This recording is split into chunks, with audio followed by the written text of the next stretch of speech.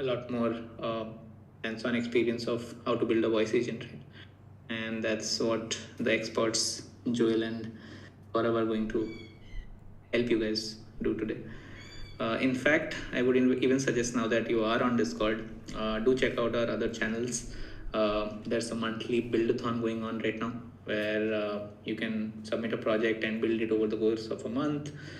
We have a separate audience and a judge score there, and you will be judged on both of those scores. So, and there's obviously some cash prize to be won there.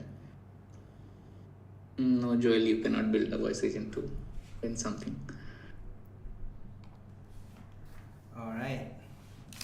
So I guess we'll start off. Yeah, we introduce us, what we do, and as well as NxtWave for everybody's benefit. So thank you everybody for joining us today for on how to build a voice agent. AI voice agent to be specific. And this is in collaboration with NxtWave, which obviously is a very well-known edtech platform that is focused on transforming young learners into highly skilled tech professionals, right? The NxtWave community, in fact, today has 200,000 plus students from over 3,000 colleges across 35 states and union territories in India. Murf, on the other hand, is a text-to-speech AI company building powerful voice infrastructure for developers and creators. Our products are Murf Studio, AI dubbing, and the Murf TTS API, which is going to be the major focus here today, which helps teams generate high-quality AI voiceovers and power voice-enabled applications. Today we'll see how to build AI voice agents, the key components involved, and I'll let Joel Giroy and Gaurav Singh, software development engineers at Murf AI, to do the rest. Thanks, Gaurav. So we'll introduce ourselves again. I am SDE, an engineer at Murf. My name is Joel. I handle mainly infrastructure at Murf and also a bit of DevRel work, which I'm doing right now. And Gaurav? Hey everyone, I'm Gaurav. I'm SD at Murf and I've been working around voice agents for almost a year, and we have been handling like how we can work and enable more of the voice applications through Murf. Yeah. Awesome. So yeah, with this session, what we are trying to do is we won't be building a voice agent live. We're talking about the basic components of a voice agent, how it shapes up, how the architecture looks like, what could you build with it, and that sort of stuff. So to start off, the basic question that comes is what exactly is a voice agent? Now, in simple terms, a voice agent is a system that you can talk to naturally. You speak to it, it reasons, and then it decides what to tell you. It figures out what response to give to you, and it speaks back to you in real time. Now, this feels too simple, but there are a lot of components that are working in tandem, that are being orchestrated to give us this seamless, rich experience. And yeah, like I said, there are a lot that is happening underneath, so that this interaction between a voice agent feels smooth and natural. But before I go into like describing it a lot, I think it works better if it can actually show you voice agent in action. Let me just open up Murf's own voice agent that we have live on our landing page. You can actually visit this and try this out yourself. Debrub, quick note, if you can't hear the voice agent speaking, just let us know. So yeah, we'll test this out right now. So this is Chloe. So this is a voice agent that is designed to be a reservation assistant. Doesn't actually make a reservation, but it converses like a reservation assistant, and we'll test this out right now. Welcome to FunFest. I'm your culinary matchmaker, not just here to book your table, but to make your meal special. How may I assist you? Can I book a table for 11 a.m. tomorrow? We open at noon. So how about we book you for our first meeting at 12 p.m. instead? That works. Fantastic.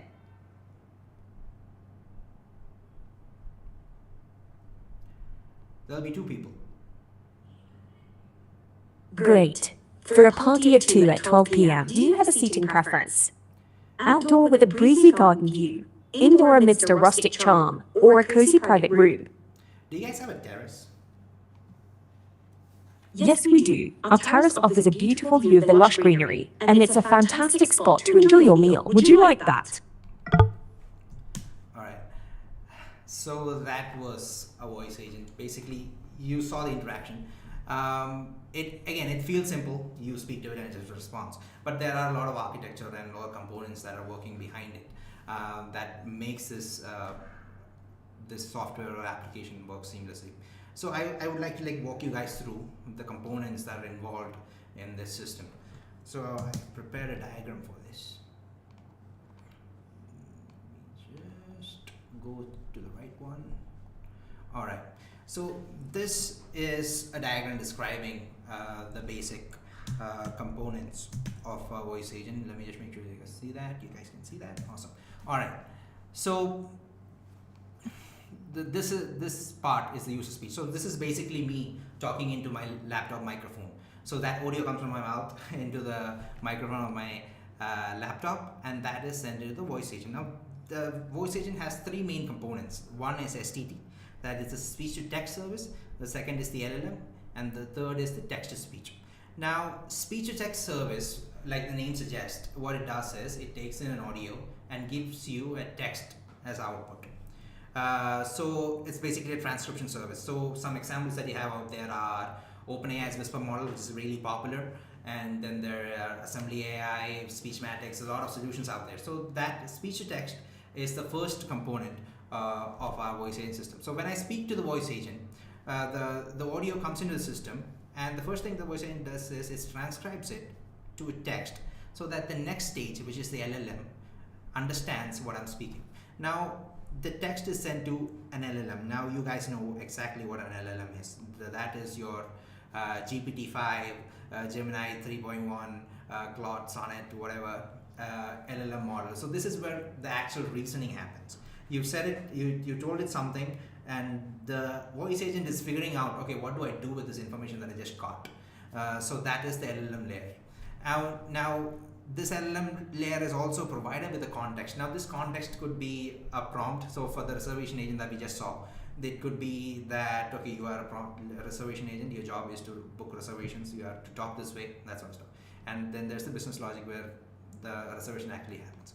So this part, the LLM layer, is where the reasoning happens. Now once the LLM has reasoned what to do, I need to do this and I need to tell the user this for the response that they just gave.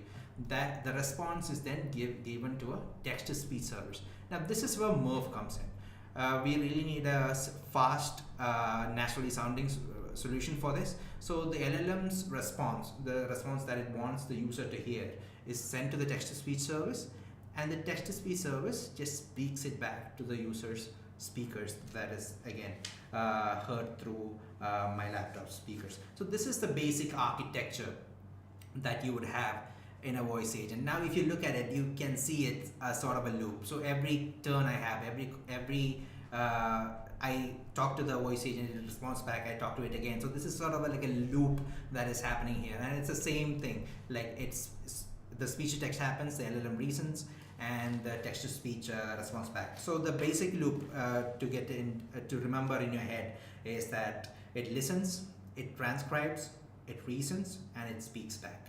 Now today we'll talk about different systems, but deep inside, this loop will be seen across all the systems that we talk about.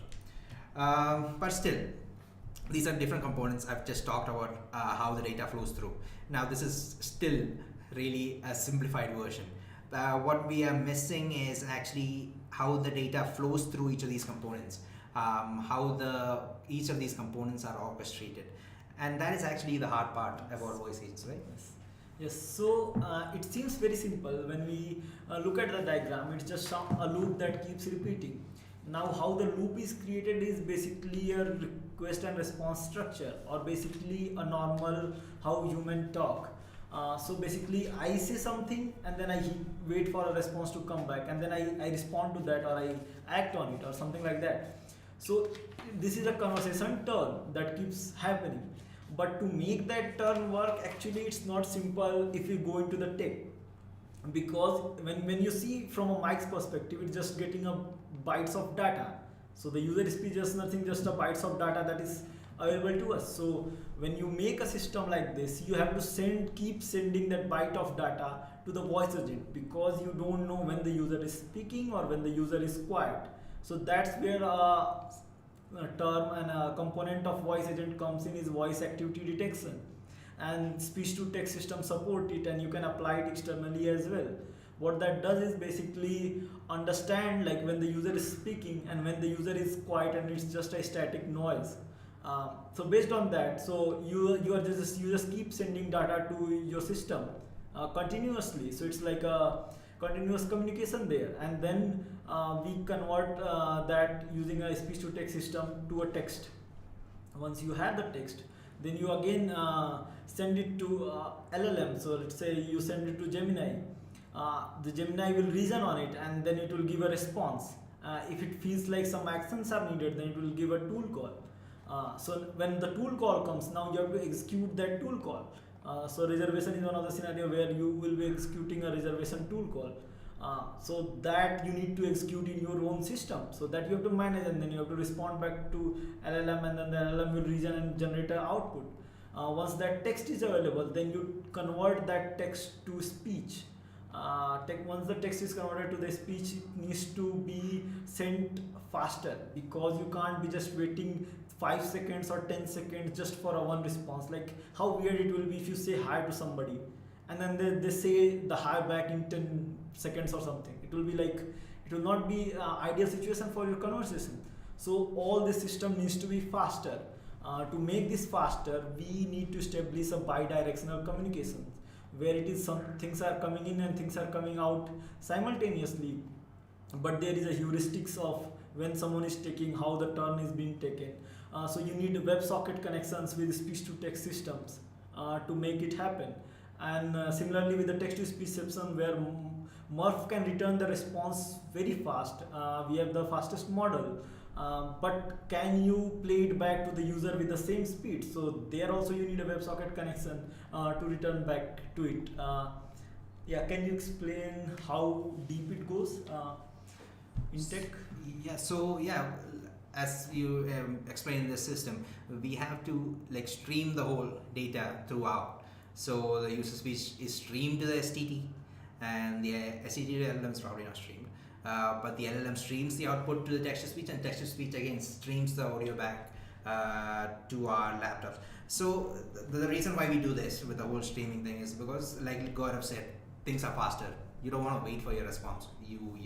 You talk to it, and it should feel like a human conversation. It will be so weird if when you talk to someone and they don't speak back. So that is why we stream the text. Now the interesting part is with streaming, the waiting is reduced. In fact, if you do it right, the text to speech can actually speak to you even before the LLM stops generating its response. So I've actually built this entire orchestration from scratch. I was thinking maybe I could show you guys the code, but probably shouldn't do that because things will get boring. So I have a diagram for it, so maybe that will make things easier, hopefully. So this is that orchestration that we just talked about, built into from scratch system. I built 3 components. The first one is the browser. I'm just going to zoom in. All right. So the first one is the browser, which is a web app. You can think of it that way, a web app running on your Chrome browser or Edge browser, whatever. And the second component is backend. I prefer Python for everything because most of our AI stuff is written in Python. So we have a Python backend, fast API server, and then the third component is basically the external services that we use. For STT, speech to text, we used Assembly AI. For Gemini, we used for LLM, we used Google Gemini, and for TTS, we've used Murf, obviously.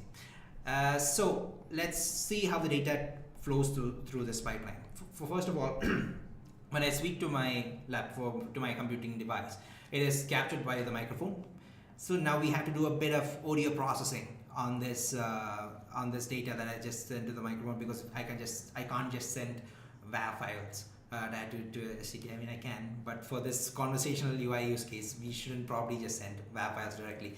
They have to be processed into PCM, which is an audio format. So that kind of logic happens in the client, and Gaurav talked about the WebSocket bidirectional communication that need to happen. So the client establishes a WebSocket connection with the backend. So every time I speak, that audio is streamed to the backend, and that audio comes to the backend. Now the backend has my the audio data that I spoke, and that is the received byte section that you can see here. Now we start the STT section of the loop that we saw earlier. Now assembly has an SDK. Now we have to convert the audio into text. Now how assembly SDK works is that they have a bunch of callbacks. Basically, we have to define what happens on each turn, what happens when an error happens, and what happens for the first time on begin. So we send the data to assembly, and assembly sends back the transcript. Now this is the core loop that we've seen before, that we talked about before. This part contains that core loop. When we get the final transcript from assembly, so when we know exactly what the user said. So earlier when I talked to the reservation agent, I said, I need a table for 11 a.m. So what assembly gives is that it gives you that entire transcript. Now that transcript is sent to Gemini, our LLM, to decide what to do with this information. Now for this specific system, I haven't, there are no tuples of business logic. It just goes to the LLM, assume it's a question, what is the capital of India? And it'll go to the LLM, and LLM say the capital of India is Delhi. And that response will be streamed as text chunks back to the orchestrator. That is what on final transcript is. And then the orchestrator will send that response from the LLM to the TTS service, who in turn generates audio. So Murf WebSocket generates the audio, and that is sent back to the client. So this is the loop that happens, the loop that I talked about earlier. So whenever I receive a transcript, on final transcript, we'll send the data to the Gemini LLM. Gemini LLM will reason, send the data back to the orchestrator, and the orchestrator will send it to the TTS, and which that will in turn go back to the to your front end. And in the front end, we also have to decide how to play the audio that you just received from Murf. You have to decode it, it will be in base 64, and then you have to write logic to play the audio on your front end. So it might feel complex, this architecture that you just saw, and that's fine, because it is meant to be complex. It is a complex system. So the question becomes, how much of this system do I actually want to build myself? This might be hard to maintain. For example, if one of these components breaks, if the audio ingestion breaks in the front end itself, the entire thing breaks. So yeah, the question becomes, how much of this do I actually want to build, and how much does it actually want? How much do I actually want to maintain? So Gaurav, if you were to build a system like this today, not from scratch like I did, but if you were to build a system like this today, how would you do it? So yeah, if you see this diagram, this becomes very complicated, and a bunch of complicated words like orchestrator and everything is there. And if someone as a beginner sees this diagram, they will run away from building a voice agents. The good thing about software industry is we have open source frameworks, and a lot of open source contributions are being made every day. So all these things, what can be replicated, what is the same problem everyone is facing, there should be definitely open source frameworks, and for that we have quite a few. There is PipeCat, and there is LiveKit agents, and these two frameworks are basically dedicated on simplifying this whole pipeline. So what they do is basically whatever the boilerplate or whatever that needs to go behind the scenes will happen, be done by the library, and you don't need to take care of it. Let's go through example. I think this repo is already public, and the link will be shared with you guys, and you can see what it does is, but it's as simple as that. You just define an agent with the some instruction, which is a prompt, and then you just set up few other things are pre-configurations. So it's like the assistant, that is your agent, and then few other things are there. But if you go back to the assistant, you will see when you are creating agent session, you will see you are setting up a STT, which is deepgram STT, and then you are setting up Gemini as a LLM, and then the TTS. So this is a pretty simple loop that we discussed in the initial diagram. Now this code is very close to whatever we explained, and it looks simple than us trying to build the whole thing from scratch, where we are processing the audio, we are making the calls, we are all the loops working properly. And the thing is, open source projects should be maintained actively, which is being done, and this keeps evolving every day, but it is in a good enough situation to maintain all the real life scenarios. Yeah, so like Gaurav said, LiveKit in this example has just made our complex architecture into basically what is this, 10 lines. Yeah. So you just basically need to define what speech to text you want, what LLM you want, what TTS you want. And if you use a LiveKit front-end client that they give, and also a Python server that they give, they will also handle the audio recording for you. Yes. Audio recording and playing back to you. So this has really democratized how voice agents are being built. If you look at the code, you can still see the architecture is the same, the loop is the same, STT to LLM to TTS. It's the same thing, but the difference is that you don't have to worry about a lot of stuff anymore. A lot of the orchestration, a lot of the glue is being handled by LiveKit. And just because that, since it is democratized, we see a lot of, this is not a demo anymore, we see a lot of applications out there, people building things with this. So some of the examples that we have where we see people building with this is actually, now the main example that I can think about is customer support agents. Now that is the prime example of voice agents that we see out there. You probably have interacted with them already in the market. So basically you have a question and the customer support just knows about the product and just replies to you. That is one of the primary applications that we see out there that uses voice agents. Another one is appointments and reservations that you just saw in the demo.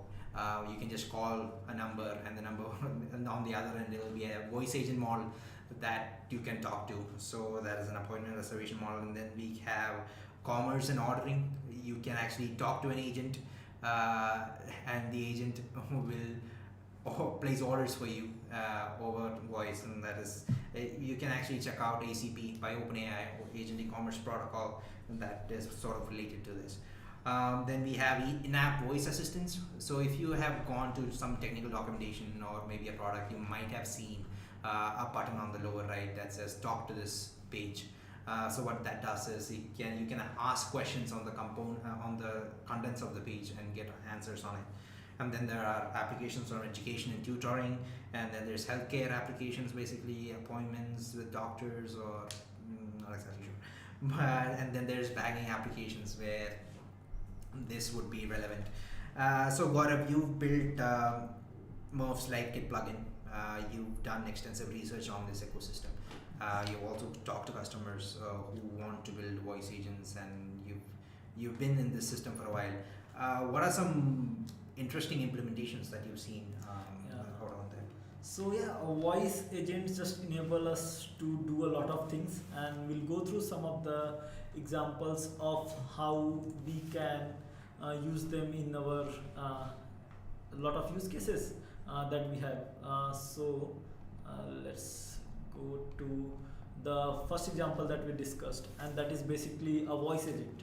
Now this is the primary case that is I see everywhere people using it, be it to call someone, be it to book an appointment, be it to remind someone of something, like let's say be it to reach out to sell something.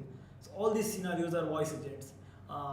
Why voice agents are a bigger deal than just a normal thing? Because you see your email being filled with spam and a lot of things, and voice has been our primary medium of communications for a while. Before even the emails were there, before anything was there, we were just talking. So obviously voice has more power and potential to communicate. So that's why again, so once we have discussed all this component gets simplified with frameworks like LiveKit agents. So what comes to work is now is how are you gonna make business logic and function tools and the context work. What this means is, if I'm trying, let's take example of the booking agent that we saw. If I'm trying to book it, the first scenario should be it should not book it in the off hours. So it's like if my restaurant opens at 12, so it should book at the 12. So that can be a check which happens in here before the booking, and then there can be a booking system that you are using, a third party that you integrate in your voice agent to make the booking happen. Those are pretty simple things to do. And then there comes the context. Context is basically explaining the LLM. That becomes also a tricky part. Like, how do you explain it to LLM in simple terms that it follows the instruction properly? And then there are scenarios of attacks as well. Let's say someone tries to be like the bombard your system with a lot of bookings, but then you have to have some guardrails and other things in place to go through this. So that is simple voice agents. Now let's come to avatar based voice agents. So this is recent, and this keeps evolving. So these are basically the models that are coming up to generate the avatar, and they keep evolving with time. This is very recent, and this will keep picking up. One of the examples is basically the learning industry, where people are having a virtual tutor. So now just having a PDF becomes boring, or just having a content to read becomes boring. So what people have is basically a voice agent with an avatar that is right behind, and then it talks you just like you are in a virtual meeting with a tutor.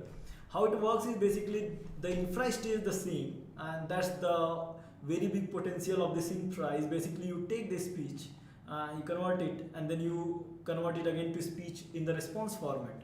So you take the speech, convert to text, and then this. After that, you pass it to the avatar providers. There are quite a few, and we will be sharing the resources that can basically generate an avatar for you that will be speaking the voice that was generated here. So all this combined can become a potential incoming industry for having a customized learning solution itself, because everyone has their own way of learning. And so this avatar lip syncs for you? Yes. So this will be basically, the models are still beginning a model. They keep evolving, but they will take time to get there. But yeah, this will be a very customized solution that can be built. After that, let's go to this very complicated scenario. So this is the scenario of a call center. So let's say we are in a call center, and we are getting call from a customer that is from China, and they only know how to speak Chinese. But the call center or the product that I have sold and our customer support and all the staff knows English. Now that becomes a barrier, and basically you can't sell to them, because if you can't give them these services, you can't sell to them. So now here, how this system can work is, let's focus on the system first. What the system simply does it takes a speech to text system. That means basically it takes speech, so it takes Chinese from the user, and then that is converted to text. Now you can have simple LLM or a translate API that can basically take your English text and then translate it to Chinese text and translate it to English. And then our system, basically Murf AI or any text-to-speech system, can convert it to speech and play it to user 2. So it's a real live call going on, where user 1 is speaking and user 2 is listening to it. But user 2 listens to it in English, and user 1 is basically speaking in Chinese. So the whole translation is happening real time. To make this work, because there are software that try to do it on device of translation, but they are little slow. To make this system needs to be real fast. So you can have a lightweight LLM or a translation frameworks that are very fast, and a text-to-speech system that's fast, and even Murf. We are the fastest text-to-speech system with our Falcon model. So that plays a crucial role, because the translations can't be out of sync, because it's not actually a response, but it's actually the whatever user is saying just to listen that, and then user 2 will respond in English will go to the same system, it will get converted to a Chinese, and then the user 1 will listen to it. So actually the agent is not actually doing a work, but it's acting as a translator between two people trying to talk, and that powers the real world quite well. Could the LLM, the reasoning layer, which is what LLM we use, could it be completely replaced by just translation API? Yes, Okay. it can be, because we don't need to add reasoning to it. Okay. However, having an LLM gives a better structure, Okay. because based on the user's previous response and other thing, it can make out more, but having a translation API makes it really fast. And here speed is the first requirement than having a way to like have a quality on the responses.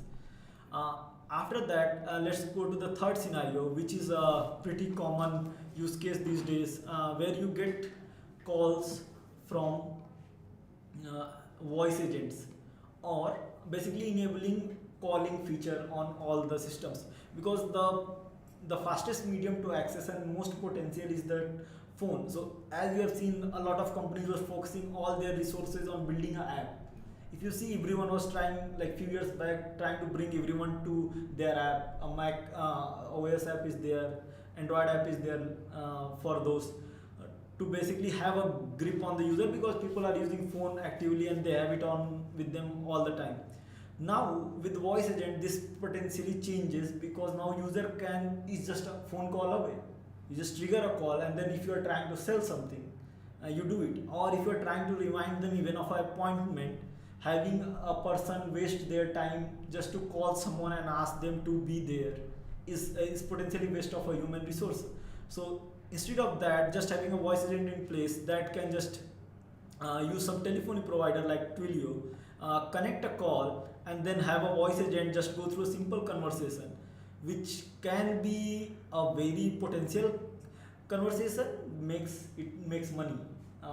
You say it like you are selling something, or you are trying to engage a potential customer to something, or you are trying to remind them. That's a simple conversation which does not even require anything. But yeah, all those things can be done pretty easily with voice agents. And this would include both inbound and outbound calls. Yes. So for example, a company could give out a phone number, and I could call it anytime I want, and I could talk to a voice agent. Yes. And similarly, a company can make outbound calls to a list of numbers that they have and run a business logic on them. All right. Yeah. So these are some cool implementations. I mean, also with the ones I mentioned before, we see a lot of voice agents out there. So now, since there are a lot of voice agents, how do you evaluate them? How do you know that they are saying the right thing, or that they are fast enough? How do you check that? So that is the very core requirement currently with the voice agents, because as you saw, and as you guys will go through the SDK and the starter kit that is provided by Murf, you'll be able to build voice agents in minutes. In hours, you'll be able to deploy them. But how do you make sure they work in production? That's a really challenging scenario. Let's go through that. So one of these things is basically evaluation of voice agents. That becomes a core criteria. Why this becomes a core criteria is because LLMs itself hallucinate. LLMs itself are not correct. They just try to predict and then they try to be correct, but they are not correct by nature. So you can't just blame them like, okay, LLM is not working. You want the system to work in production. So what you do is, this is actually a simple architecture where what we already have discussed first, like the voice agent that is built will basically go through this flow and finish a conversation. Now once the conversation is finished, we take out few key metrics. One of these can be like how long the call went. Based on that, we can decide like, okay, was even the person like interested to listen or not, because if they cut the call in first few seconds, they just did not care as soon as they know it's a promotion or something. We will get a call recording from here, like what user actually talked about. If you want to evaluate deep down, then we can just listen to the recording and see what happened in the call. But once the call ends, we try to automate this system. We don't want to go through, let's say 5,000 calls was made in a day, and we will not try to reach all those calls go through them, read the transcripts, or listen to the recording. So we take those transcripts. Now what we do is, this is very popular testing framework where we use LLM as a judge. What it does is, basically we have a prompt that can evaluate our needs. So let's say I am a booking agent, so my prompt will ask was a booking made, to the LLM. And now this LLM will be a little bigger LLM, because here you are optimizing for speed, so you went for the lighter and faster model. Here you will go for a thinking model, where the LLM basically thinks what to respond with, and it can give a structured output. So you take it, and the prompt is, let's say, simply asking, was a booking made? It takes the conversation transcript, it takes was the booking made or not, from that tools and everything was executed or not, and then it gives a structured output saying a booking was made or not. Was user asking for a booking and booking was not made? That can be another output that is there. So that can help you gauge what is going on, and based on that you can improve your system. That was here we discussed in detail. That is basically the context, is the LLM not able to understand, or the tool calls failing, or what is going wrong.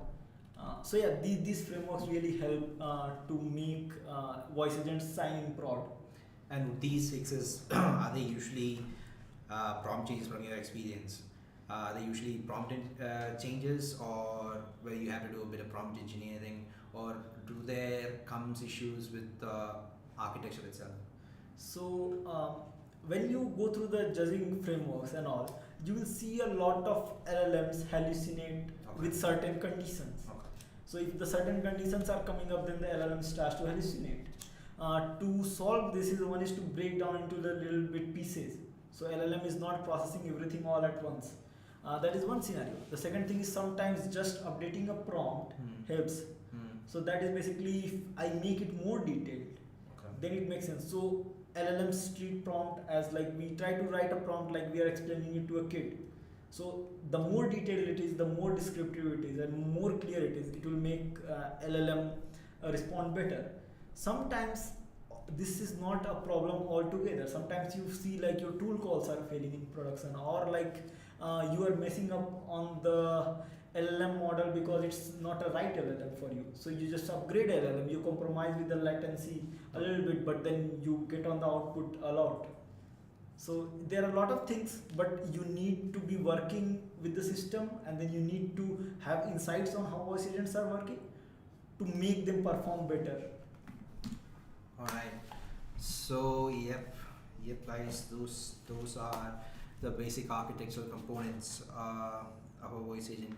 So we've talked about the architecture of a voice agent, then we talked about the orchestration, how it would be built from scratch, how we use use a framework like LiveKit to make things easier for you. We talked about the use cases. So in the whole conversation, I think what you will understand is the core architecture remains the same. It's basically this, even with LiveKit, the architecture is still SDT, LLM, TTS. So this loops keeps repeating, and once that is abstracted out, you only have to worry about the business logic. And since LiveKit, the frameworks like LiveKit are out there, you have the ability to build conversational AI, these complex systems yourself with ease.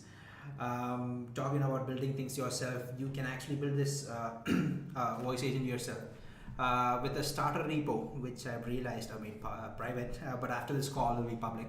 The link will be the same, but you can access the repo, clone it. There is some minimal setup, so you'll have to get API keys from DeepGram, Gemini, and Murf, obviously, and fit them into the voice agent, and you will actually have a voice agent running in your laptop that you can actually talk to. So yeah, do clone the starter repo and try it out yourself. And also there are Discord stuff that we do. Yes, that has been very interesting. So you can keep be active on the Discords. We run events, like the past two events have been really amazing, and I have seen really cool builds We run 10 days of voice agents where people were building different agent each day, and they kept quite good. We had 30 days of voice agent as well, and we keep organizing events, so that will be really interesting. And it's an interesting community. You can look back on the projects that were there from previous events as well. Yes, definitely look at the projects that were made before. Like Gaurav said, like really interesting. Actually, the translation project that you mentioned, I think somebody has made it before in one of the hackathons where the translation is made live.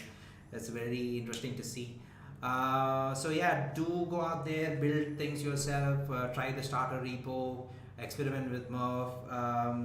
Like we talked in the voice agent part, everything has to be fast. If we were to make a voice agent faster, we have to make sure that each component, the three components, the SDE, LLM, and TTS, all of them have to be fast. Your transcription service shouldn't be slow.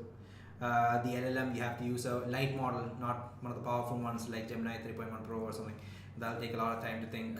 You have to use a very light model. And for the TTS, you have to use a model that can give you responses in milliseconds, and that is where Murf comes in. So we have, I'm guessing our audience right now is most probably all of you are Indian. So we have servers in India that maybe make sure that you get responses in sub 130 milliseconds. That's our number, yes. You get a response in sub 130 milliseconds. So what that means is that with the latency from the STT and the LLM, you just add 130 milliseconds to your TTS response, and you get a voice agent response. So what is the average that you'd see in a regular voice agent? So regular voice agent is 1 second to 2 seconds, and that too is depending on the scenario that LLM is trying to handle, and the heavy lifting is done. Also, Murf is very cost effective. Like a lot of TTSs are expensive, so there will be only 2 components that will add to the cost. And which, if you are running an agent, you need to understand those components as well, like how the costing is gonna affect you. Yes. So yeah, so these are the components. These are how things work together. Yeah, all of the services in the starter repo have a free trial in them, to the best of my knowledge. I believe we use Gemini and DeepGram. Both of them have free trial, and at Murf we have a generous free plan where you can test out the API. Actually, you can go to our landing page and test latency very quickly, even before creating an account. So yeah, do try these things out. Start a repo. I'll make it public right after this call. Sorry for making it private. But yeah, that is what we have on this call. Debru, are you still there? Yep. Yeah. I guess we could start. So Joel, Gaurav, there was one question which I found interesting. Somebody asked how to handle semantic endpointing to prevent the agent from cutting users off mid-thought. If you could answer that. Yes. So as we were discussing, so what this comes is under is basically multi-turn detection, which I also highlighted is one of the core problems with the voice agent.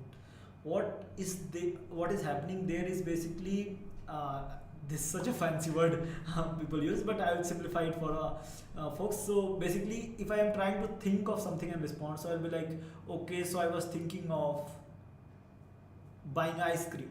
Let's say that is my thought process. So when I stop there, for a simple system that will try to like see if user is speaking or not, that will be like, okay, user stopped speaking. But you have to make sense of it from a language perspective as well. Like, I did not complete my sentence even though I stopped in between, but I have still things to say. And then there comes basically turn detection models. And if I've already showed in starter, it is already applied, and you can see there is a turn detection model as well. LiveKit has offered this on their website. So there is an English turn detection model and there is multilingual turn detection model. What they do is basically tell you that user has finished their thought or not. It's not just about stopping the speech. So it's like I just stopped, that doesn't mean I finished my thought. So those models help in that, and that is already provided. So this is why we go for open source, that it solves the common problem. that we don't need to reiterate and reinvent the wheel for that.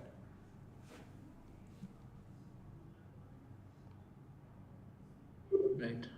Any other questions, guys? We are open to taking questions, if any. And everybody asking for links to the repo. Joel. Yes, the repo link will be the same that the group shares. Right now it's private. That's my bad. I'll make it public right out of this call. You folks will be able to Joel, see. can you share the link to that list? Oh, okay. I can. Let me just. I'll paste it in the chat. Yeah.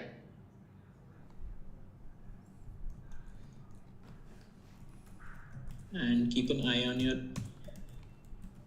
After the event, we'll send an email. You should receive all the listed. All right. I'll put it in the chat. Again, it won't work now because it's private. After the call, it will be made public, and you folks will be able to see the code. Awesome. All right.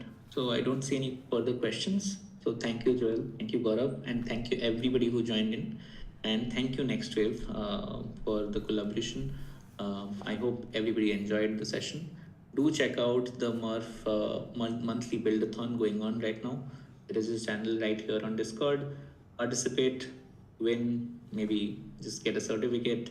But it'll be an experience worth remembering. Thank you.